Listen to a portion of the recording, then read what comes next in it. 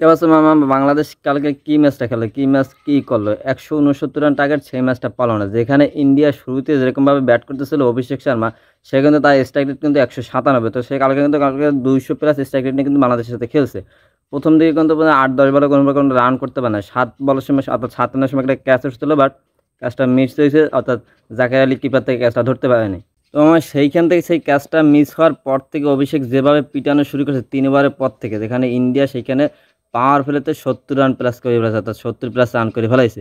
তো সেইখানে কিন্তু ইন্ডিয়া কিন্তু প্রথম কিন্তু একটা ভালো একটা কিন্তু কামব্যাক দেখাতে পারছে, কিন্তু বাংলাদেশের বলাররা প্রথম দিকে কিন্তু শুধুমাত্র তানজিদ সাকিব বলার কিন্তু ভালো করছে, এছাড়া কেউ কিন্তু প্রথম দিকে বল ভালো করতে পারে নাই। তো তারপর তানজিদ সাকিব বলগুলো ভালো করার পর এবার কিন্তু মোস্তাফিজ একবারে কিন্তু মার খেয়েছে, একেবারে 57 রান দিয়েছিল। তো পরবর্তীতে কিন্তু মোস্তাফিজ কিন্তু কামব্যাক করছে, প্রত্যেকটা বলার কিন্তু ভালো করছে। শেষমেশ যায় যে ইন্ডিয়ার উইকেট রয়েছে, প্রত্যেকটা উইকেট কিন্তু পড়ে যাচ্ছিল।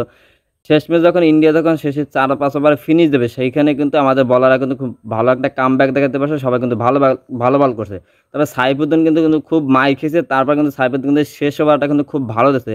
শেষ ওভার কিন্তু একটা উইকেট নিয়েছে, মনে হয় 5-7 রান দিয়ে কিন্তু একটা উইকেট নিয়েছে, এইখানে কিন্তু একটা চাপ দিয়ে রাখছে। এরপরে ইন্ডিয়ার মতো টিম, ইন্ডিয়া প্রথম যেরকম খেলেছে 220-30+ রান হয়ে যায়, সেই রান 169 আসছে, তার শ্রীলঙ্কার সাথে আমরা কিন্তু এই 169 রানে কিন্তু ম্যাচটা জিতছিলাম। সেই 169 রানে আমরা ম্যাচটা জিততে পারলাম, আমরা অল আউট হয়ে যাই, আমরা 41 রানে ম্যাচটা হেরে যাই। তো এইখানে আমাদের ব্যাটিংটা নাইমে এমনি শুরুতে পারভেজ হোসেন ইমন, তারপর ছিল জাকের আলী, মানে প্রত্যেকটা শামীম কে কোনো প্রকার ভালো পারফরমেন্স দেখাতে পারে না, শুধুমাত্র সাইব বাদে। তো এইখানে যখন সাইব আর তানজিদ তামিম নামছে, তানজিদ তামিম প্রত্যেকটা ম্যাচ, একটা ম্যাচ এই আসলে শুধুমাত্র একটা ম্যাচ ভালো খেলছে, প্রত্যেকটা ম্যাচ কিন্তু একটা ম্যাচে ভালো খেলতে পারে না। গতকালকে কিন্তু সে কিন্তু আউট হয়ে গেছে।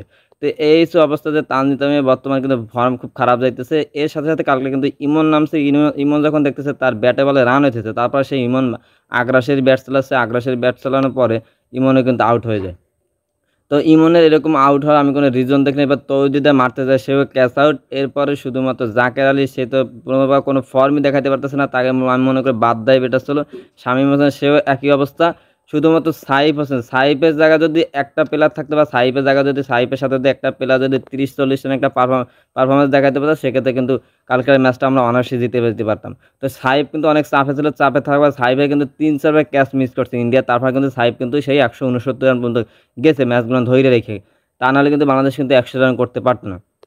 সেইখানে ইন্ডিয়া কিন্তু 141 রানে ম্যাচটা কিন্তু জিতে যায়।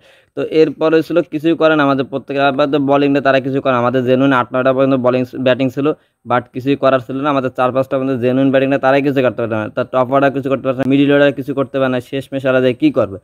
এই সব অবস্থা যে ইন্ডিয়ার মধ্যে টিমকে যদি 170 রান আটকায় রাখা, এইখানে এই পিছে 200+ রান হয়, সেই পিছে 170 রান আটকায় রেখে সেই ম্যাচ যদি জিততে না পারি, তো ইন্ডিয়ার মতো প্লেয়ারকে এই রানে আটকায় রাখার পরে ম্যাচ যদি না জিততে পারে, তাহলে আমি মনে করি ইন্ডিয়ার সাথে আর ম্যাচ জিততেও পারবে না। এত সুন্দর ভালো ব্যাটিং বলিং নিয়েও তারপর যদি এই অবস্থা হয়।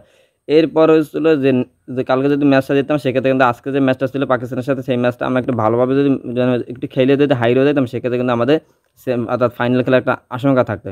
তবে দেখা যাক আজকের কে আসলে আজকের ম্যাচটা না জিততে পারলে কিন্তু বাইরের টিকিট কনফার্ম হয়ে যাবে। আজকে যদি জিততে পারে, সেক্ষেত্রে ফাইনাল হবে, যারাই জিতবে পাকিস্তান বা বাংলাদেশ যারাই জিতবে তারা ফাইনালে যাবে। ইন্ডিয়া কিন্তু অলরেডি কিন্তু ফাইনালে চলে গেছে। আশা করি বাংলাদেশ আজকে জিততে ফাইনালে চলে যাবে ইনশাল্লাহ, আর বাংলাদেশ ফাইনালে যায় ইন্ডিয়ার সাথে ভালো একটা পারফরমেন্স দেখাতে পারবে। তবে ইন্ডিয়ার সাথে ফাইনালে যদি এই রানও যদি না জিততে পারে, তাহলে আমি মনে করি বাংলাদেশ কোনোভাবে জিততে পারবে না। তো আশা করি ইন্ডিয়ার সাথে বাংলাদেশ একটা ভালো কামব্যাক দেখাতে পারবে, বা বাংলাদেশ আজকে পাকিস্তানকে হারাইয়া ফাইনাল কনফার্ম করবে ইনশাল্লাহ।